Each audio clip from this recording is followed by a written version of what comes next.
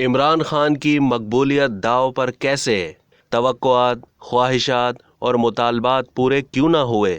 پشاور میں ہونے والی تحریک انصاف کی کور کمیٹی کے اجلاس میں عمران خان کی جانب سے 25 مئی کو اسلام آباد کی طرف لانگ مارچ کا اعلان اس امر کی واضح غمازی کر رہا ہے کہ انہوں نے ملتان جلسہ عام میں حتمی تاریخ دینے کے لیے جن توقعات اور انتظار کے لیے جس اسٹریٹجک تاخیر کا فیصلہ کیا تھا وہ پوری نہیں ہو سکی یا پھر ناکام ہو گئیں۔ اگر 2 دن کے وقفے کے دوران توقعات، خواہشات اور مطالبات پورے ہو جاتے تو پشاور میں عمران خان کی پریس کانفرنس کا موضوع مختلف ہوتا۔ گو کہ میڈیا سے گفتگو کے دوران عمران خان اپنے لب و لہجے کے اعتبار سے حسب سابق خاصے پرعزم لیکن قدرے غصے میں نظر آ رہے تھے۔ تاہم ان کے عقب میں اور دائیں بائیں کور کمیٹی کے جو ارکان موجود تھے، ان کے افسردہ اور فکر مند چہروں پر جو لکھا تھا وہ بآسانی پڑھا جا سکتا تھا۔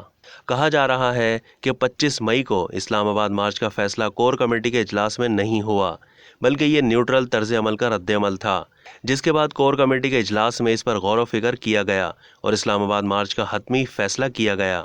پریس کانفرنس میں عمران خان نے مارچ کی تاریخ دینے کے علاوہ جو دوسری نئی بات کی وہ یہ ہے کہ انہوں نے پہلی مرتبہ فوج کے حوالے سے نیوٹرل کے معنوں کو مثبت انداز میں استعمال کیا، جہاں اپنے احتجاج کے موقع پر پولیس اور بیوروکریسی کو متنبع کرتے ہوئے کہا، اگر آپ نے ہمارے پرامن احتجاج کے خلاف کوئی غلط کارروائی کی تو ہم آپ کے خلاف ایکشن لیں گے۔